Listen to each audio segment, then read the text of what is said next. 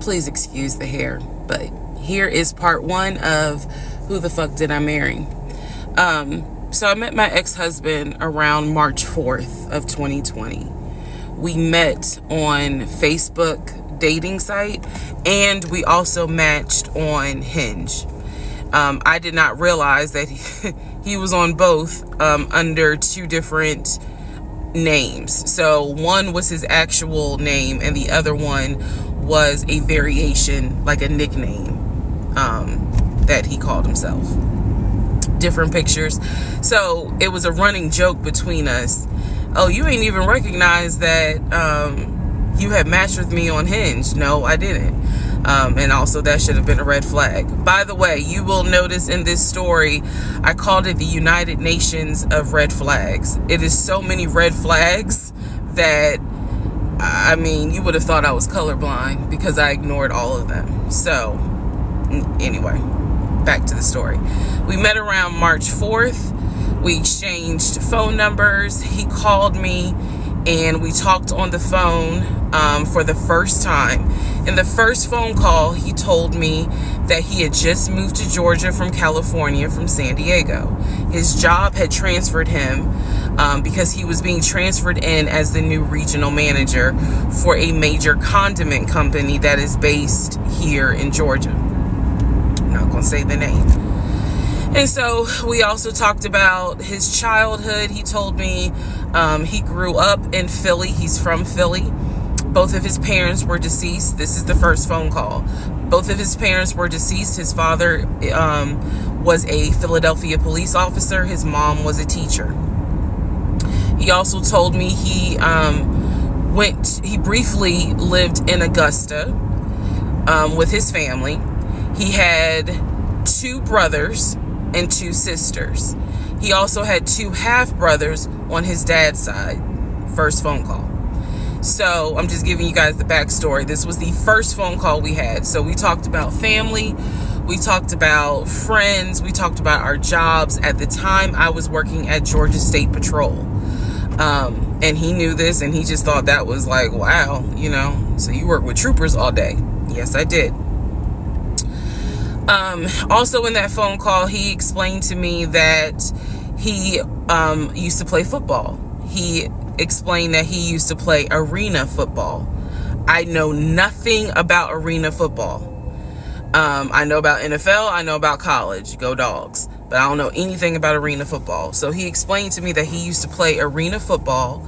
He used to work at Apple in the off season of arena football. And I remember thinking on that phone call, oh, okay, good for you.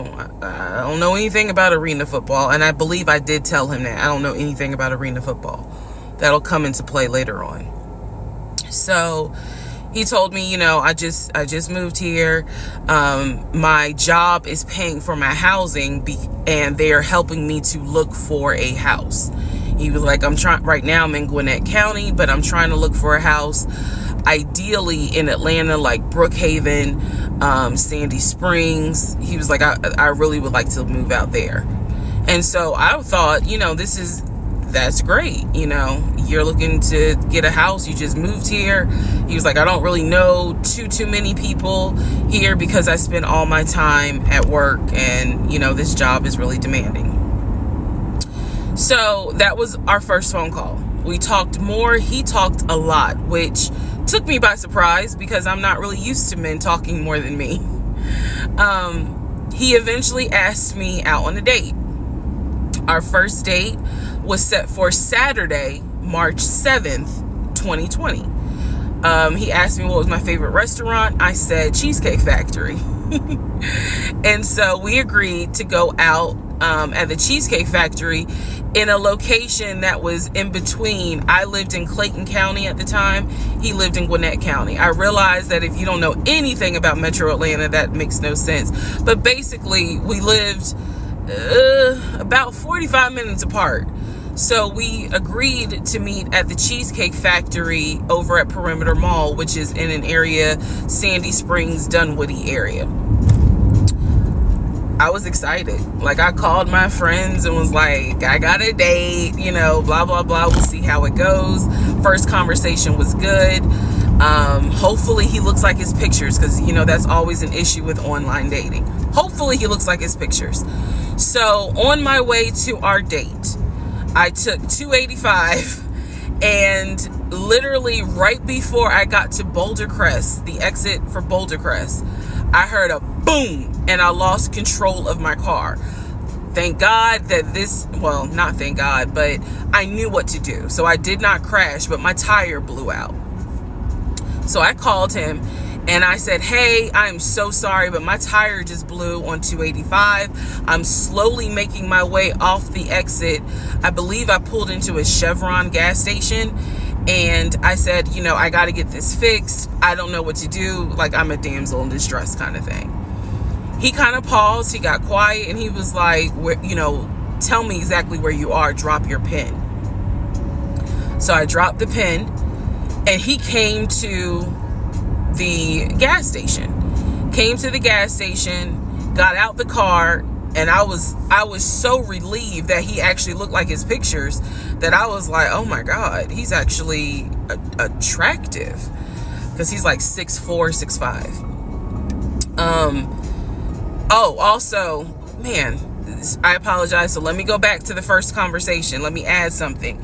He did tell me in the first phone call that he was divorced, and that his ex-wife, she had 2 children, a boy and a girl, who were teenagers, young adults. I think the girl was about 20, and he said that he had a very close relationship with his stepkids, but that he and his ex-wife had divorced because she cheated on him out in California. And so coming to Georgia was a new beginning for him. She was still out in California. The kids were still out in California. And so, you know, he was like, I can't stand her, but I still want to be in the kids' lives. I have to put that in there because that will come back later. So this is just setting the stage. Again, that first conversation we talked about family, job, friends, how he ended up in Georgia, me being in Georgia, the things that, you know, I would think people talk about in the first conversation. All right, now back to the tire blew out. So he shows up to the gas station. He changes my tire, which I just thought was the sexiest thing in the world. And then he proceeds to say, hey, I found a tire place around the corner. You need to get another tire. Like, you can't drive on this donut. So he followed me to the tire place, and then helped me get a tire, paid for it. So I was definitely like, wow. And so the vibe was good. So anyway, I get the tire fixed. We follow each other to the Cheesecake Factory over in Perimeter. We hold hands walking into the Cheesecake Factory. So in my mind, I'm like, this. Oh my God, I had butterflies. That's the look of a woman who had butterflies. So I had butterflies. And we go in. There's a long wait, and so we sit outside and we just talk, and the conversation's great. And this is where he tells me what it is he's looking for. He tells me, you know, I believe at the time he was 42. He was like, I want to get married and it be for real. He's like, my parents were married 40 plus years before my mom passed away. And I want that. I want marriage, family, a house.